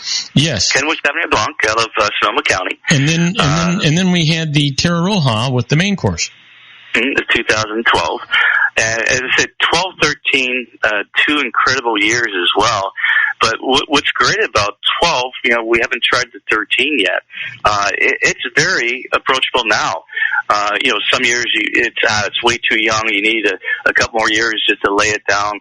But I tell you right now, you know, we open the 12, and I still like, you know, every few months open and see how it's progressing and so forth. But it's very approachable for 2012, a younger wine, and it just really shows you beautiful fruit, long finish, everything is balanced in the wine, the oak, everything, you know, just balance, long finish. Beautiful wine, especially with the fillet. It went very well. Tannins are huge, ripping tannins, but they are there. A lovely wine. The Sante does a great job up there, and as I said, I can't wait for the 13. So October 16th, we'll be up in Vegas. Absolutely. You and Raina, Marlene, and I, we're all set to go. Actually, isn't it the 14th is a Friday, right? And then the 15th is a Saturday. Yeah, the actual dinner's on the 16th. It's a Sunday. Yeah. So, anyway, listen, we got to take a short break. When we come back, I want to hear all about your trip. Oh, absolutely. All right, we'll be right back with John Hansen, a little old wine drinker, and me right after these brief messages. Isn't it time to shine the spotlight on your expertise? The Interview, starring you. Here's your chance to capture 5 minutes of fame with The Interview. This isn't just any interview. This is your opportunity to showcase your expertise and position yourself as a trusted expert in a one-on-one video interview hosted by Robert Cardoza, host of the nationally syndicated show Robert Cardoza Live and powered by AHA Studios. What is it? A professionally recorded video for your use. Robert Cardoza interviews you on the set where he records his show. Professional interview showcases your expertise and value, shot in a state-of-the-art studio. And what's in it for you? Gain credibility as an expert, earn the trust of your target market, educate in a way that intrigues your audience, gain a powerful marketing tool that offers dozens of uses, website, video sharing sites, social media, email, DVDs, direct mail, lobby video, resumes, profile building, all that kind of stuff. Association with the nationally syndicated celebrity. That's right. And let's talk about AHA Studios. AHA is a strategic marketing firm that leverages the powerful and visual persuasion to help your business create powerful messages that connect with your target market. AHA ventures way beyond strategy, delivering the marketing collateral you need to start driving a new business through your doors. AHA has a full-service, in-house, state-of-the-art production studio to bring your messages to life using video. Discover how to make The Interview work for you. Call 949-831-2222. That's 949-831-2222. AHA Image Studios, Incorporated. Dr. Stephen Tidwell, Gentle Family Dentistry in a caring, personalized environment. Here at Dr. Tidwell's office, we are dedicated to helping you keep your teeth healthy. We are a state-of-the-art dental practice that still believes in traditional values, such as excellent customer service and individual attention. We have a special welcoming offer for you for just $39, a complete exam, personal consultation, professional cleaning, and all necessary x-rays. That's a $266 value for $39. Dr. Tidwell has 2 convenient locations and experienced staff to provide you with professional care and personal attention that you deserve. Call today. Don't delay. A great smile another day. Call 909-944-7308. That's 909-944-7308 for Rancho Cucamonga or San Bernardino. Joel Saltzman is Dr. Wireless. He has turned his considerable expertise into consumer credit risk and wireless security into a highly specialized independent web-based consulting enterprise targeting consumer credit risk analysis and wireless transactional security and monitoring. He works as a wireless analyst, veteran independent agent, and consumer liaison for most wireless telecom carriers and equipment manufacturers. For more than 20 years, corporate and private clients and media audiences have counted on his unvarnished advice while weighing the technology, performance, and cost differences between Sprint, Nextel, AT&T, Verizon, and T-Mobile. Joel specializes in setting up mobile wireless hotspots to be used for disaster preparedness, business continuity, and mobile wireless merchant processing solutions. Call Dr. Wireless at 310-400-4900 or go to his webpage at drwireless.com. Again, call 310-400-4900 or his webpage at drwireless.com. You'll be glad you did. And now, back to our show. And I am Robert Cardoza. You're listening to Robert Cardoza live on the street at the intersection of business and politics. We're at 4:23 p.m. Pacific time. It's currently 104 degrees here in the heart of the Inland Empire in sunny Southern California. It's down from 105 on its way to 69. And if you're listening to us on our globally syndicated network and you're in Madrid, Spain, well, it's 82 degrees and clear. And if you're in Tokyo, Japan, it's 84 degrees and mostly cloudy. We're talking to that little old winemaker, Jon Hansen. Hey, John, I found out that the salad dressing, it's actually Marston's San Pasquale salad dressing. It's all natural, no preservatives, gluten-free. It's a 12-ounce bottle, and the recipe for the salad is right on the label of the dressing. We picked this up from Gelson's originally, and now we get it at Wolf's Market in Claremont. But there's a website you can go to, and it'll tell you where it's available. The website is www.marstonproducts.com, or you can call them directly if you want to at 626-285-1822. So again, this is just an absolutely wonderful salad. Go to their website at the www.marstonproducts.com. You'll be glad you did. I think John will attest to that. This is just a fantastic salad. A lot of stuff in it. I mean, it's got just a ton of stuff in it.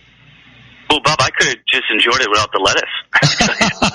Just drink it right out of a cup, right? Oh my gosh, it was delightful. I mean, just the combination, the orange gave it just a little, sweetness, and the fruit just coming off that, and the dried cranberries. So you got a nice little balance there of the fruit, and then the nuts, and then the blue cheese. I mean, and the little avocado. Don't forget the avocado. The avocado was in there too. Yep.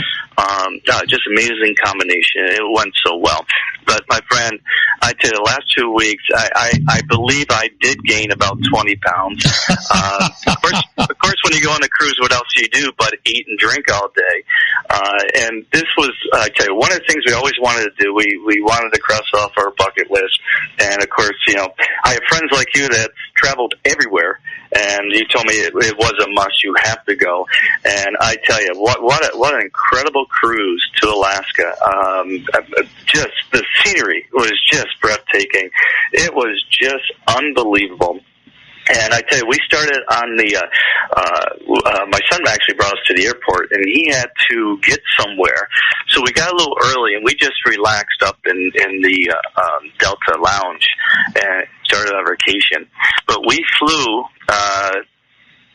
from LAX to Seattle, and then we had about an hour delay there too, and then Seattle to Anchorage. And it was fun because we got in about 11 o'clock at night, and it was still light out. So, I mean, that doesn't tell you anything. It was incredible. We spent the night in Anchorage, got up, had breakfast at one of the restaurants there that was recommended to us, and then we hopped on a train all the way to Seward. And that was about a 3.5-hour train ride. And we just had a great time. We played cards. We did dice games. But the scenery, as I said, you'd have to stop halfway what you were doing because somebody go, oh, there's a moose, or there's an eagle, or, and the train would slow down, say if there was like a glacier or a hanging glacier, and they pointed out to us any points of interest, the train would slow down and they would let us know. The staff on the train was amazing. They were comical. It was a lot of fun. Everybody just had a great time. And then we got to see and we just went right on the ship. And I know you've had suites before. Our good friends actually had the penthouse, which was the whole half of the boat. And my gosh, it was amazing. The view, you had the whole half deck by yourself. And we had a personal butler and whatever you wanted. So, there was always cheese and crackers there just to nibble on, whatever you wanted to drink. And of course, we took full advantage of that as well. But the ship, the water was very, very calm. Sometimes, you go on cruises and you get a little rough seas and so forth. The water's like glass. You didn't even know you were moving on the ship. But the first day was just travel, and we went into Juneau, the capital, for our first port of call. And unfortunately, we had a dog sled on the glacier that got canceled because it was whiteout conditions up on the glacier there. It was overcast, but surprisingly very warm. It was in the upper 60s, even though it was overcast. And that was basically a whole trip. It was probably mid-60s to mid-70s, the whole trip. And we didn't really hit much rain at all. It just drizzled a little bit on a couple of days, but there was a lot of overcast, but we had a couple of just gorgeous sunny days as well. But when we went into June, we did walk around, a lot of history of that town. It is the capital. It's one of only 3 capitals that don't have a highway going to it. I think the only way you can get to it is either by boat or seaplane or something along those lines. So beautiful, beautiful little town. And we had this one place called the Twisted Fish. And I tell you, there's nothing like fresh seafood, and that's all you get up there in Alaska. Halibut. We had, of course, the salmon. The salmon's just running at this time, too. You can just see it in the water. You can almost just go out and grab the fish itself. But it was funny because we had this, Brandon had the salmon dish, and there was this wild cherry chipotle rub on it, a dry rub on it. And this was incredible. And everybody tried Raina's dish because she was ranting and raving about it. And they said, you can buy the rub right next door. And it's Taku, T-A-K-U, rub. It's they make a lot different rubs. You can actually buy Alaskan salmon through them as well if you go on their website. But the wild cherry chipotle is the one you want, and it is amazing. We bought a little thing back of that. We had to because it was just incredible. So the next salmon dish we do, we got to put the dry rub on it because it was simply amazing. It was simply amazing. Now we did celebrity cruise lines, and the food was very good throughout the cruise. We didn't go to the main dining. We did all the restaurants in the ship. We just did the special dining in the ship because we were just eating all day, just relaxing up in the suite outside the deck, just catching the scenery. And it was just nonstop, just nibbling all day anyway. So and enjoying whatever we wanted to drink. So by the time dinner came around, we really weren't that hungry, believe it or not. So we just went to the specialty restaurants and just ordered what we wanted instead of all this food coming to you in the main dining room. And I'm glad we did. Hopefully, I'm not 30 pounds heavy. I'm only 20 pounds heavy from But it was amazing. We had a lot of fun, but the next day we were supposed to go on another train ride, and since we already did a train ride, we decided to do the glacier walk because there was a cancellation. We were able to do the glacier walk, so we took the helicopter up to the glacier and got out and walked around, and it was amazing. I know Marlene looked at all the pictures. I don't know if you get to see a lot of the glacier pictures, but it was just amazing. And that was in Skagway. The next day we were in Skagway. And so we spent most of the day on the glacier and so forth, but we did come back and we ate at a little crab shack with fresh crabs because Raina she was kind of salmoned out, I think, and wanted to do crab back. So we went to a little crab shack that day. And as I said, the fish is so fresh. The presentation, not really, it's just crab. Rustic. And maybe a little lemon and a little parsley. That's it. Nothing fancy. The restaurants in the town, rather simple, but the food is just so fresh and delicious. Yeah, it was in the water a few minutes ago. Exactly. Our next stop was the Icy Strait, and we went on a whale watch cruise. I think we saw just about everything. I mean, we saw orchids, we saw humpbacks, we saw dolphin, sea lions, sea otters, salmon jumping out of the water.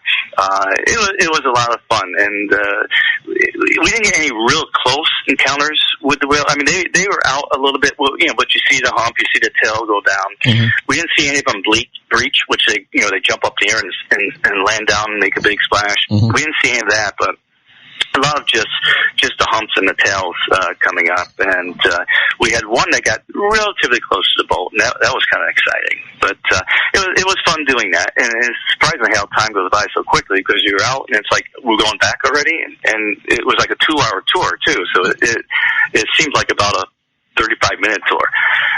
We did come back. We had a little lunch in the Icy Straits as well, and it was called the Duck something restaurant. And once again, we did the salmon because that was just called salmon. Wait a minute, John. Wait, whoa.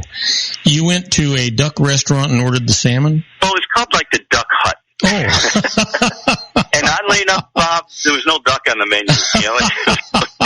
You get hamburgers too there if you want beef. I mean, this was their lunch menu, of course, but they did have the salmon, and we're like, we gotta try more of the salmon. It was just so good, and I think it was a different salmon because they had all 5 salmons in most of the restaurants there, but what was fresh, and I think it was a different salmon since we had. I think the last one was a king salmon. This was maybe a silver salmon, or it wasn't coho. I can't remember what other salmon it was, but it was a different salmon, so we tried that too. Yeah. And of course, just delicious. The presentation, simple, but the fish is just so fresh, and it makes a world of difference. I used to work in a restaurant where we had this trout, and the trout was live, and the chef called it trout bleu, blue, because it was like a blue tint to the trout, because he cooked it within 3 minutes once he killed the fish. Wow. So basically, it was just this fast preparation, got it in the pan within 3 minutes where there was still oxygen in the fish, and you get a blue little tint to the fish, but it was probably the most incredible fish because it was so fresh. Yeah. It was just alive 3 minutes ago, and now it's, now it's on a plate. On my plate. Oh yeah, it was incredible. It was incredible, and that's really a lot of themes of restaurants now. It's like farm to table. They pick it that morning, and that's your vegetables of the day. Or this is what we just came off the boat this morning, and I'm serving you. This is the fish of the day. Especially up there, and you got what's the water, 45 degrees maybe up there. I mean, it is freezing, and you get this fresh fish just coming right off these cold waters, and it is so delicious. It is just amazing. Isn't it amazing, John, when you're talking about seafood, especially in Alaska, and everything is so fresh. It's really a simple presentation and a simple way of preparing it, but it is mouth watering. It's unbelievable how wonderful that fresh seafood is. Oh yeah, and there's no big name chefs, at least not the lunch restaurants we went to up in Alaska, and it's just that the food is just so fresh and delicious. They don't need much of a preparation to it. It's just what it is. It's just it's just fresh fish. It was just caught hours ago, and it's going on your plate. It's just amazing. It's just incredible. Well, we got 1 minute, John. Hit me with a highlight of what was the highlight of your cruise, and maybe a wine of the week. Well, next week we're going to talk about British Columbia because one of the highlights was British Columbian wines. I was so impressed with them. It was incredible. So we're going to talk about the wines and British Columbia, actually Vancouver, our next show. But the highlight of Alaska, oh my gosh, the glaciers. I mean, they're just immense. They're the colors, the blue that's coming off is like that, aqua velvet blue. It is just amazing. And to actually stand on them, and we were drinking the water that was flowing through the glacier, and it was so delicious. And how many hundreds of years old this water would be, I guess. But now it's melting, and now you can actually drink it. It's just amazing. The helicopter ride was a lot of fun. The seaplane in Ketchikan was a lot of fun. I mean, just the whole experience. You have to just enjoy it. It is just amazing. And I mean, I never realized how big Alaska was. Yes, I mean, it's huge. Twice the size of Texas. I mean, it is just. But did you actually bring home any recipes? Well, I do have the salmon recipe we got from the crazy fish. Mm-hmm. The twisted fish, recipe, and I do have some of that dry rub. So that's one thing I did bring home. And next time we have salmon, we're going to try out this dry rub we got. So sounds good. That's the one recipe I did bring home.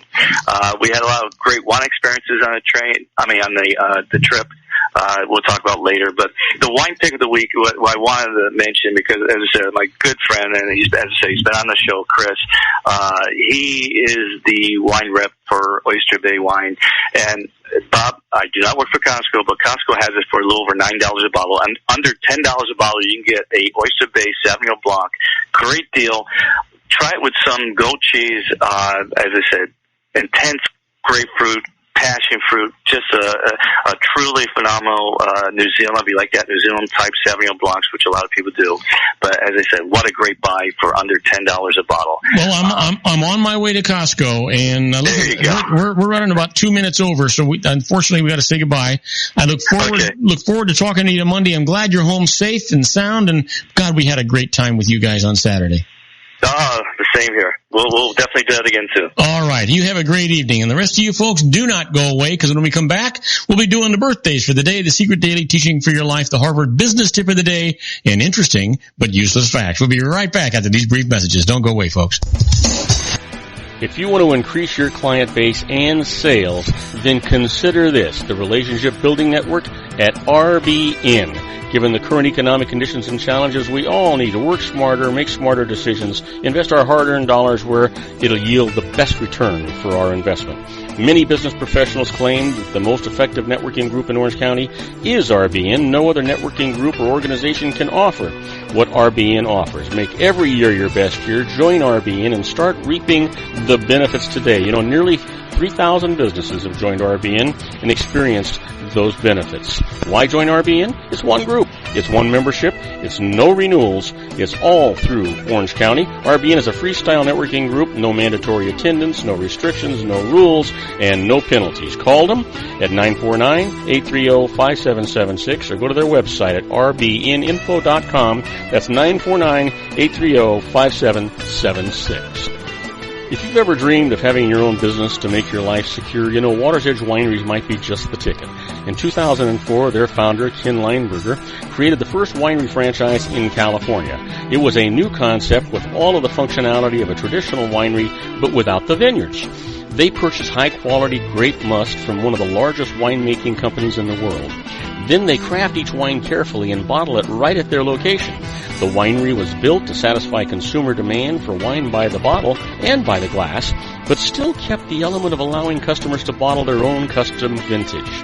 Now, they're opening urban wineries across the United States under the brand Water's Edge Wineries. If you've ever dreamed of owning your own winery, it may be in reach right now through Water's Edge Wineries. Just give them a call at 909-468-9463, extension 700. That's Water's Edge Wineries, 909-468-9463.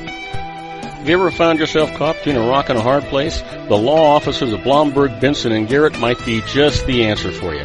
The attorneys of Blomberg, Benson & Garrett have been serving the Inland Empire since 1989. They're dedicated to the aggressive litigation of civil, criminal, and real estate matters. Over the years, they have recovered tens of millions of dollars for their clients. The firm's practice specializes in litigation of personal injury, accident, slip and fall, real estate, and criminal law cases. The firm provides clients with the care, accuracy, and dedication of experienced attorneys. Blomberg, Benson & Garrett is located at 10300 4th Street, Suite 150 in Rancho Cucamonga, California.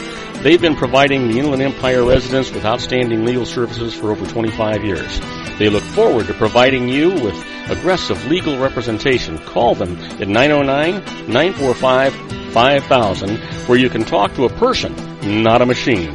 That's 909-945-5000, the law offices of Blomberg, Benson & Garrett.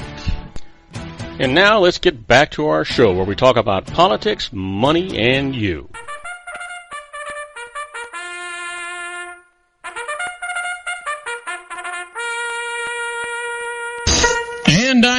Robert Cardoza. You're listening to Robert Cardoza live on the street at the intersection of business and politics. We're at 4:42 p.m. Pacific time. It's still 104 degrees in the heart of the Inland Empire in sunny Southern California. Well, it says it's down from 106 on its way to 70. That keeps playing around a little bit.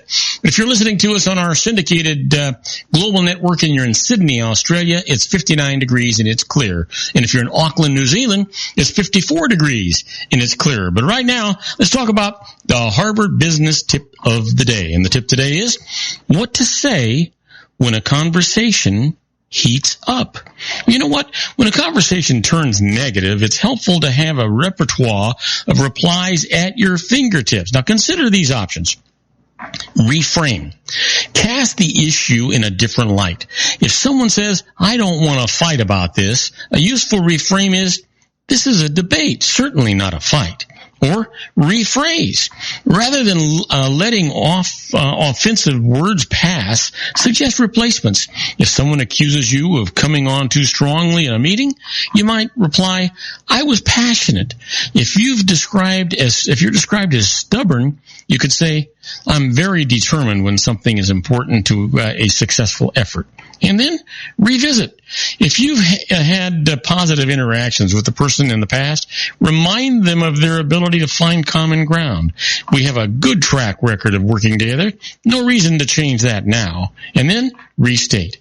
Give people a chance to reconsider and alter what was said. Surely there's another way to say that. Absolutely. You know what? You just got to make peace. Keep the peace.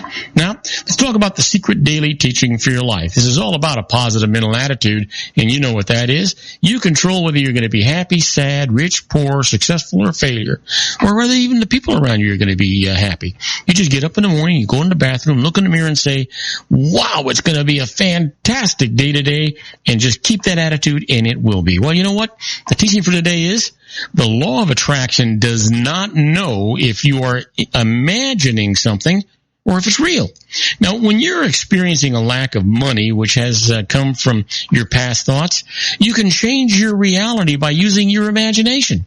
You really do need to call your imagination into play and make believe that you already have the money that you want. And it is so much fun to do. You'll notice as you pretend that and play games of having wealth that you feel instantly better about money. And as you feel better about it, it'll begin to flow into your life. I know, sounds weird, sounds funny, but folks, it really works. You truly are in control of your life, your destiny. It's not haphazard, it's not predestined. You decide what's going to happen. Well, let's talk about what today is. You know, today is Monday, it's August the 15th, and it is for sure somebody's birthday.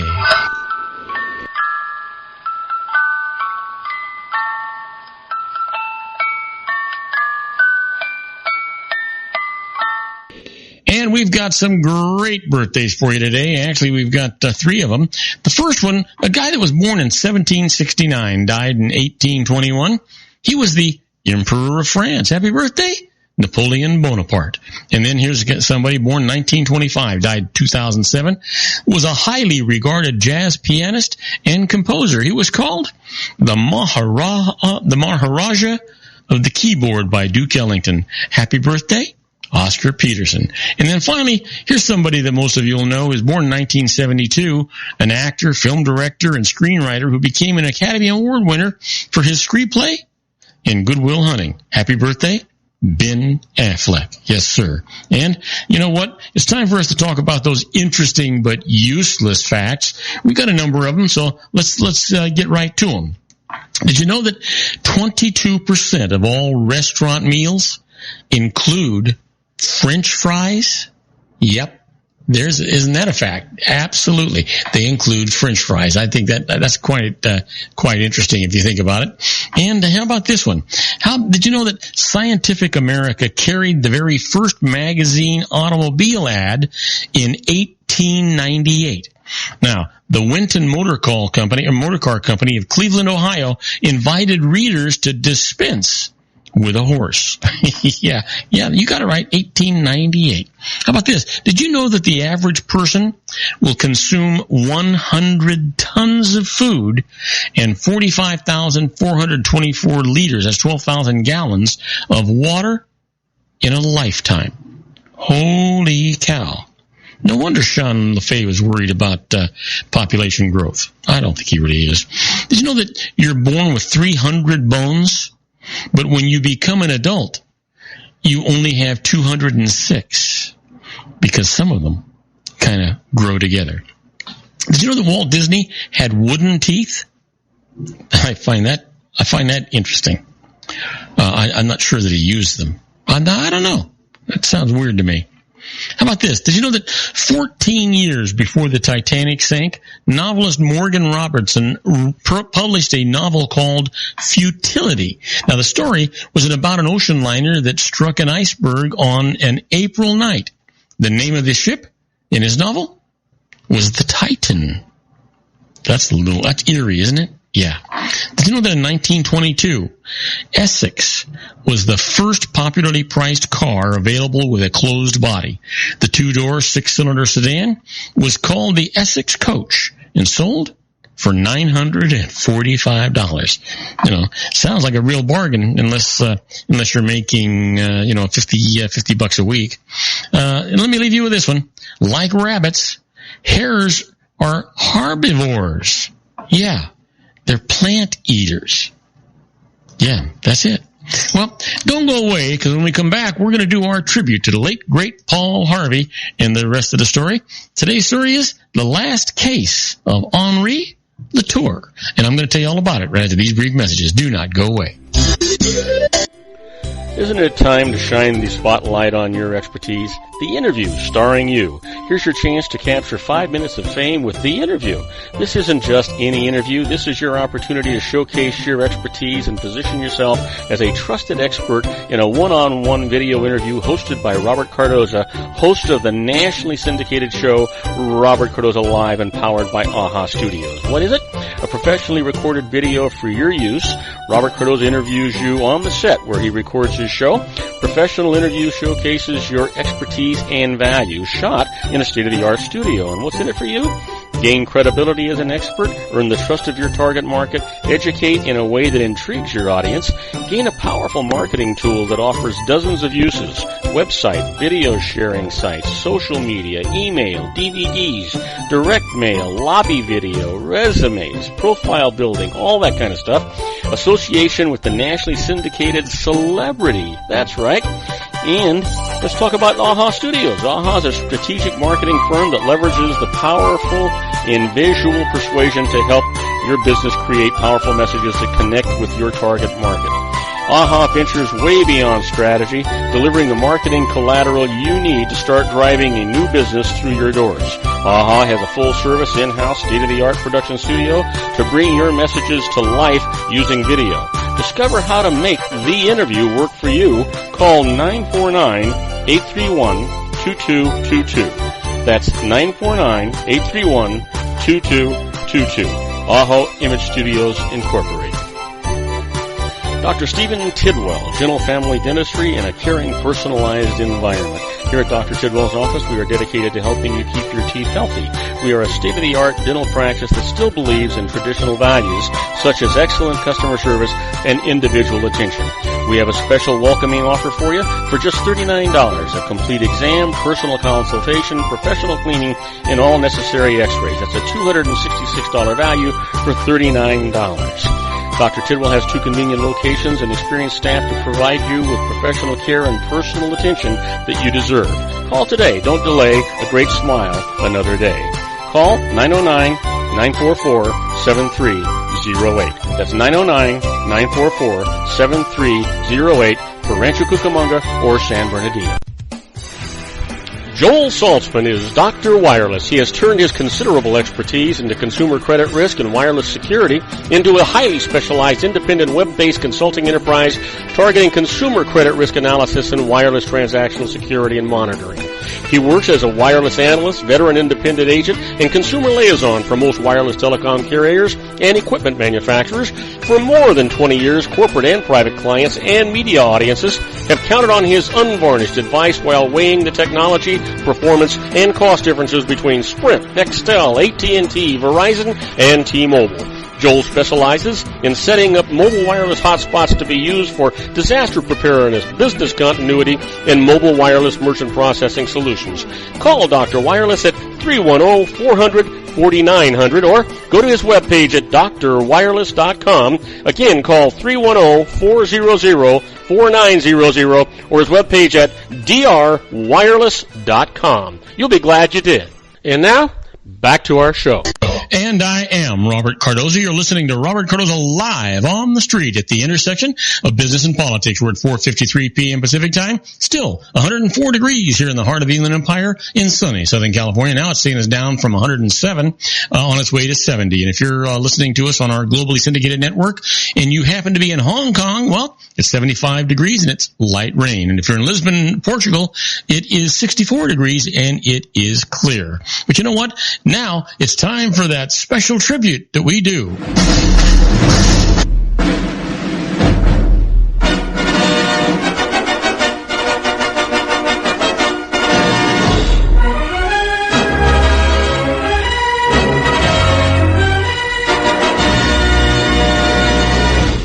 And it is time for our tribute to the late, great Paul Harvey and the rest of the story. You know, Paul's the biggest and best voice in America, reveals the startling heartbeats behind the headlines. Paul Harvey, one of America's favorite radio and TV commentators, heard on over 775 ABC radio stations and over 400 foreign stations. He's seen on 110 television stations, read in 300 newspapers, recipient of numerous awards and honors, including 9 honorary degrees. He's on the Gallup's polls list of America's most admired men. Well, Paul's story today is the last case of Henri Latour. You know, Henri Latour was to France what Sherlock Holmes had been to England. Only Henri Latour was real. A real-life detective who seemed always to get his man. So hailed was he in this respect that Latour, even while he lived, was a legend. If the legend has been enhanced, embellished in the years since his death, no amount of truth-stretching could be more remarkable than the hard, cold facts surrounding his last case. Master sleuth Henri Latour was called to the scene of a crime. The suspect had already been taken into custody. Instinctively, super sleuth Latour said no. The authorities had arrested the wrong man. How could Latour be so certain? Police wanted to know. It was a matter of simple deduction. The detective assured them. Pieces were missing from the puzzle. He, Latour, would find the pieces, would unravel the tangled clues. He, Latour, would lead them to the true criminal. So began what some described as the most brilliant track down in the history of France. Carefully, Latour assembled the fragmented evidence, one piece, one step at a time. It was a heinous crime which Latour was investigating, and somewhere in the darkened pathways of a complex maze, a particularly heinous criminal waited. An elderly couple had been robbed, brutally murdered. Citizens from behind their locked doors were comforted to hear that Latour was on the case, that Latour was closing in. And Latour was closing in. Perhaps one day it would be the trace of blood on a scarf, and the next, a chip of knife steel extracted from human bone. The days became weeks, until enough evidence was accumulated to clear the suspect who was in custody. The proof was positive, declared Detective Latour. The man police had apprehended must now be set free. Shouldn't he be held a while longer, authorities asked, just in case? Just in case the master sleuth, if for some the first time, this time was wrong. But Latour was not wrong. He assured them again an innocent man had been charged, and no innocent man should be forced to pay for the crimes of the guilty. The search continued. More evidence was gathered. One piece, one painfully slow step at a time.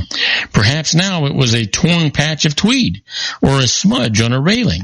But Latour was closing in. One day the search ended. The puzzle pieces had fallen into place. At the end of the long road, a long and arduous journey, Latour found his man. The trial was not a lengthy one, for the case was ironclad. Latour was on hand personally to reweave an amazing web for the jury, and the verdict was guilty. The judge commended Latour for his tireless effort, for his brilliant detective work. The newspapers applauded. But with that verdict, abruptly, without explanation, Latour retired and went into seclusion. Everyone agreed that last track down had been his greatest triumph. Yet, the Sherlock Holmes of Paris would live the final 25 years of his life as a hermit, as a recluse in a lonely little cottage in a remote French village. Only after his death would the carefully guarded secret come to light, and an admiring nation learn the whole truth about Latour's last case. For the innocent stranger whom Latour had set free was, alas, but an innocent stranger. When the last piece of the puzzle was in place, the dedicated detective was himself trapped by his own uncompromising sense of justice.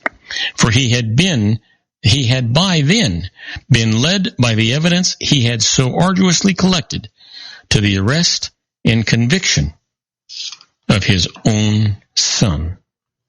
And now you know the rest of the story. That's sad, right? Yeah. Well, you want to stick around for tomorrow's show. Tomorrow we're going to talk about the Horatio Alger story, but it's not going to be what you think. So stick around. We've got a lot of stuff for you. You're going to enjoy it. That's our show for today. Beginning today, treat everyone you meet as if they were going to be dead by midnight. Extend them all the care, kindness, and understanding that you can muster. Your life will never be the same again. So many of our dreams at first seem impossible, then they seem improbable, and then, when we summon the will, they soon become inevitable. You know, the real secret of happiness is to make others believe that they're the cause of it. Robert Cardoza Live is brought to you by blogtalkradio.com every Monday through Friday from 4 p.m. to 6 p.m. Pacific Time.